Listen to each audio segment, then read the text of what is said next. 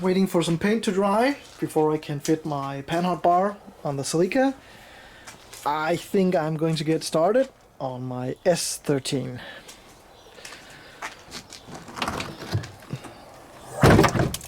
This thing was bought as an unfinished project, just like basically all my cars, because you can get them a lot cheaper than if somebody poured all their money and hard work into it. Not that this hasn't been worked on. A lot has been done to this car. A lot of parts. Some Origin Lab vented front wings. The front is just slapped on there just loosely because I didn't want water running into the chassis. Shark nose, upgraded front bumper. Otherwise pretty much stock body wise. It's been lowered just a tad. It's been painted at some point. It's really gorgeous. Also on the inside, this just needs a clean up, but otherwise the parts are just looking like it's brand new. This on the other hand is another story. Original fenders, dented, ugly, old red,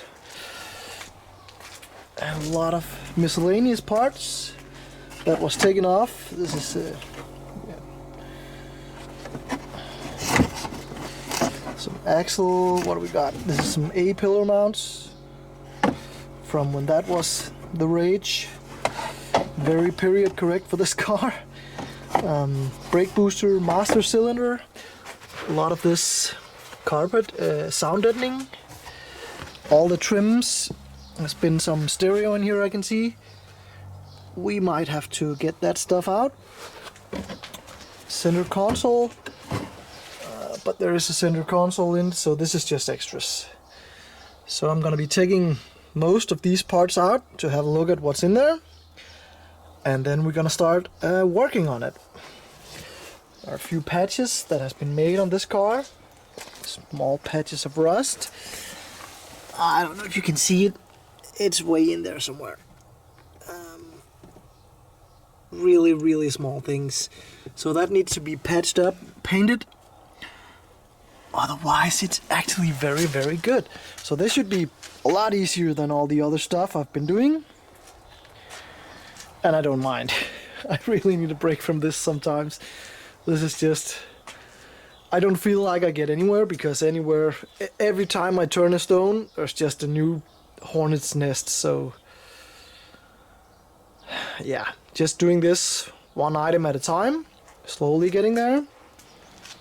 This is one of the first things that I would like to do to the car, get the original rear axle on the car, because there's no diff on the one that's on there now, it's just on there for transport. I think he had a problem with one of the arms for the for the rear. That must be for the left side. So I'm just gonna... And I just threw out like 11 boxes full of this stuff. So that is just typically me. I'm gonna have to source some new parts, a hub, brake setup, arms, stuff like that, to get it on. Luckily not too much. Let's just see, is this... It looks like it's an open diff, but we could be lucky. Can this turn? This cannot turn when there is an oil pump in the way, just jammed in there. And now can we turn the other side? And that's also just jammed in there. Could be an LSD, not sure. We will have to see. Again, stop rhyming. So, let's get this thing emptied out and have a look at what we actually got. And what you know, all the parts that I needed for the rear assembly of the car, they were actually there. So having dug the entire car out of parts, we have front seats, we have rear seats, we have all the trim that was missing. door sides, door cards, all kinds of stuff. And I was told that there was a lot of things missing on this car. So far, what I have tallied up, nothing is missing. There is actually extras, even some new parts. These are rep pieces for the front suspension turrets that will require a little work. Otherwise than that, it is pretty good condition, I would say. Very, very good condition, actually. So a good cleanup will ensue, and then I will have to see how much crap they put in here of all this 90s stuff. Engine starts buttons, turbo timers, some gauge things and whatnot. So I want to have it like back to being as stock as possible, because these cars are pretty cool when they are basically stock, I think. So it's gonna be, performance wise, it's gonna be modded, but in here it is just really good looking. Nothing really wrong with it. I can see why they took all this stuff out. What is this? Some German shopping coins and whatnot. Oh, these guys.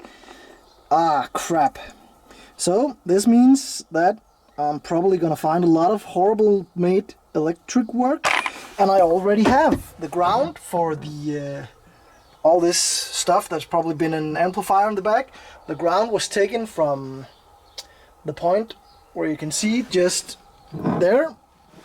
That is going into a plastic grommet, so the only grounding point the amp would have is through the metal lid or cover to the fuel pump over the tank. So all that stuff has to be done. I think I'll just go ahead and rip all this stuff out. And then I see, oh yeah, there they are. There you go. A lot of this stuff was put on here. I'm guessing that that is for, let's see, the wire colors correspond with this. So this is probably the engine start button. I don't know if I want to keep that. I want to have a look at how they did it first. Ashtray is missing the lid and also filled with crap. Oh yeah, a lot of crap down here too. So that is probably going to be one of the things that I'm going to be focusing on first, is getting all the old wiring stuff they made, get all that stuff out, and then see if we can get it started.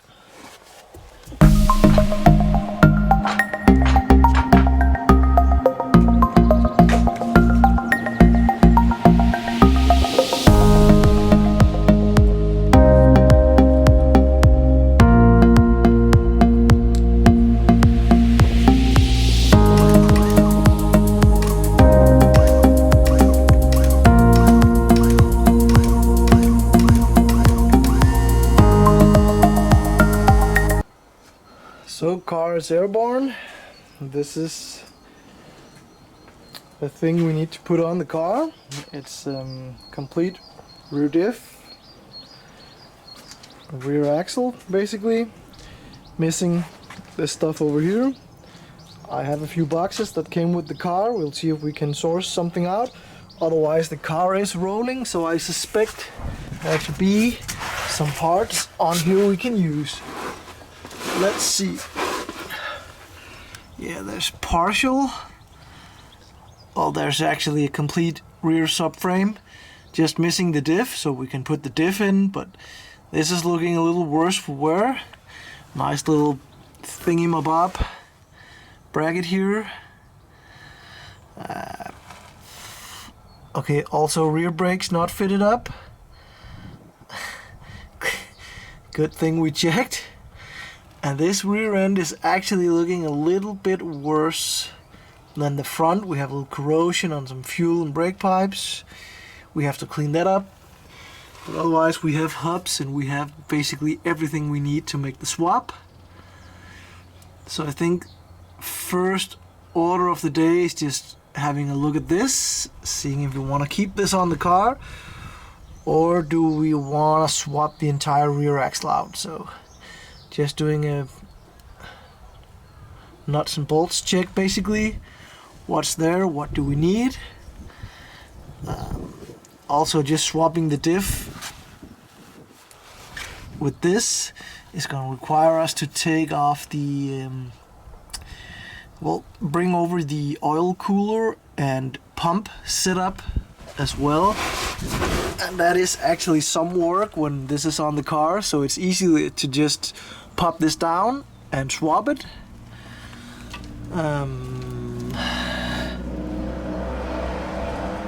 Yeah, also these CV joints are really filthy. I think they got a lot of crap in them. Well, this one, because the cover's missing, so I don't know if I want to run that. Also, this is from a far more rustier car, so I might just lower this and have a look at it, and then we will see what we will do. This is the box that came with the car. Lots of parts they put in there. S13 hub with what seems to be okay condition wheel bearings. Upper arm. I do think we are missing this arm right here. We'll just take that from the other sub-assembly and we'll be done with it. Otherwise, it has all the parts that we need. Crusty calipers with really worn out brakes. I am suspecting that this has been sitting for some time. I know per fact that this has been sitting for at least the last 12 years, I think. Just locked up in a garage. Also, we have a brake disc, the entire handbrake assembly inside. I guess we'll have to put that on as well. But the shape of everything is kind of crusty, so I guess we will see how far we get with this. But a cleanup and a little paint would do wonders. I just don't know if I want to do that right now, because I just want to get it on the car and drive it. So it doesn't really seem that important. But I think the first step is though to get the other subframe off, then have a look at it. Is there any rust we need to do, anything else? Otherwise we'll put this together, try and put it on the car, put on the prop shaft, see if we can get it moving.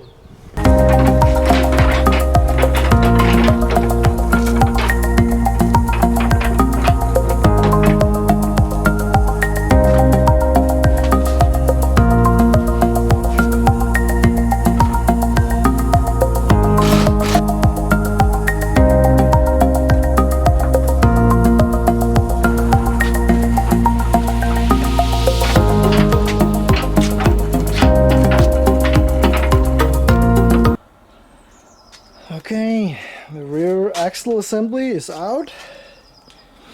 As you can see, this is like an incomplete rear end just put on there. You're missing a whole lot of stuff. So I guess we will getting that one up to spec and putting it on. Also, this is pretty rusty, but still it's fun to see they had pulley mounts in both of them. Normally I don't see that, but okay, cool. So we'll be taking the other one, this one, off and putting on there and rebuilding that axle. But let's have a look at this now that everything is off. We can really get to see the shape of the car.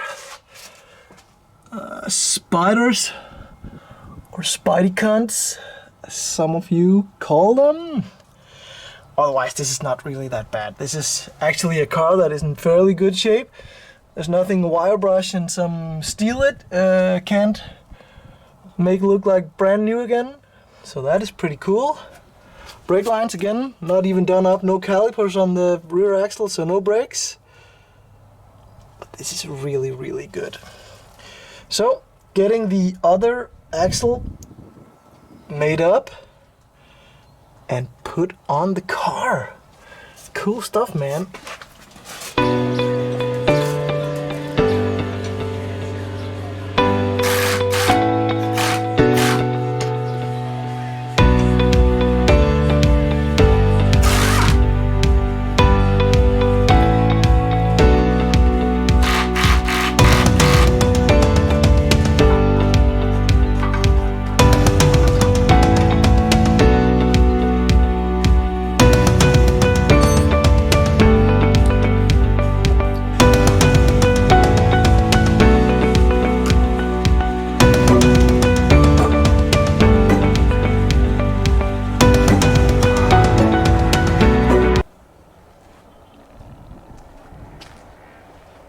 Good morning, guys. This is where we got to last night when we stopped working on this thing. Basically had the new, or the refurbished, or whatever you want to call it, reassembled. Rear axle done, and I was just doing the brakes, cleaning everything inside, because this is the one with the handbrakes, with brake pads, brake shoes inside, and drums. But then I just thought I'm not even gonna bother with it, so because new discs are like 20 bucks a piece, so I just ordered new brakes all around, new discs and pads. Because this car has been sitting for so long, I'm not really want to trust the pads. If you start driving it, the heat will just sometimes let the friction material go. So all new brakes going on, and while this is off the car, basically ready to be put on there again, I was kind of contemplating something, as this car, as I said, is really good looking. Mostly there is a few trouble areas though. And some of those are because this car really doesn't have any underbody protection.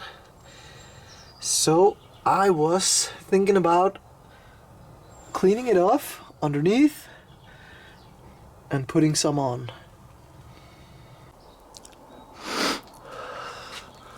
Okay,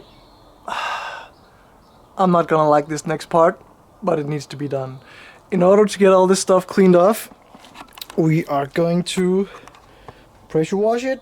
First, we're gonna be applying a layer of soap, let that soak in all the dirt and grime, and then we're just going to get all the dirt and sand and all the stuff that's caught up there, get that out, and everything clean, and let it dry off, and then that will give us a much better base to look at what we're doing.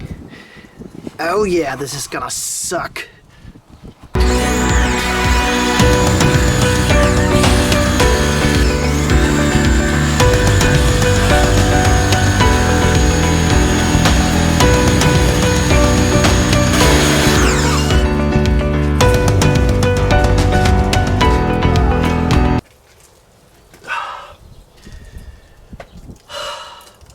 Now this needs time to soak.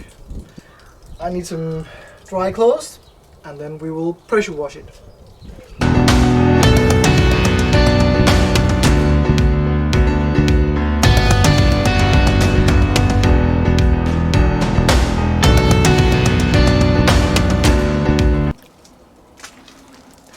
The entire car basically cleaned off underneath. I just made everything look so much better. Again, as you can see just how clean this is, where all the original masking tape was put on before it was undercoated. It just looks really good. Also back here, this has been resprayed and this is overspray, I know that, but still it just looks really clean. All these lines are just pristine. And some of this comes from all them seams here being open, so it's able to breathe and get all the water out and dry. Some of it is from just standing the last 10 or 12 years. But now the bottom just looks really, really good. A lot of the crap that was on there was just, well, basically that crap. So now I'm gonna let everything dry up, and I think I'm gonna have a stab at undercoating it, and then we'll get back to putting this bad boy in. But just look at that. I just love S13s. In my book, they're just one of the best looking cars from this era, together with the RX-7, the FDs. They share some designs, some design features. This is just a gorgeous car. Especially this two-tone red and black. And I had to go through my catalog of old cars I had, and it actually turned out I had two red and black. Actually, my first professional race car was imported from Japan to be torn apart and sold for bits, but the car was just perfect in every way, so I just couldn't get myself to tear it down and break it. So it was made into a race car, and it is still going this day. And it is, as far as I know, the only car that has won all 3 classes at the Danish Summer Nationals, I guess you can call it, in drifting. I won the Pro Division some years later. A dude named Mikkel, he won the Semi-Pro, and now I think he's like the 4th or 5th owner since I had it. Anders, he has won Rookie. So that chassis is just amazing and still going, and I wish to do the same for this one. So this is also why we did this, to get some of this stuff off, to really have a look at some of the work that has been done, because it is inevitable that some work will be done on these cars. They are not new anymore, but the amount of work that has been done on this is just down to a minimal, and it is just clean. So let's dry, or get all this stuff dried off, and then see what we have to tend to and address, and get it coated, and get the axle back on.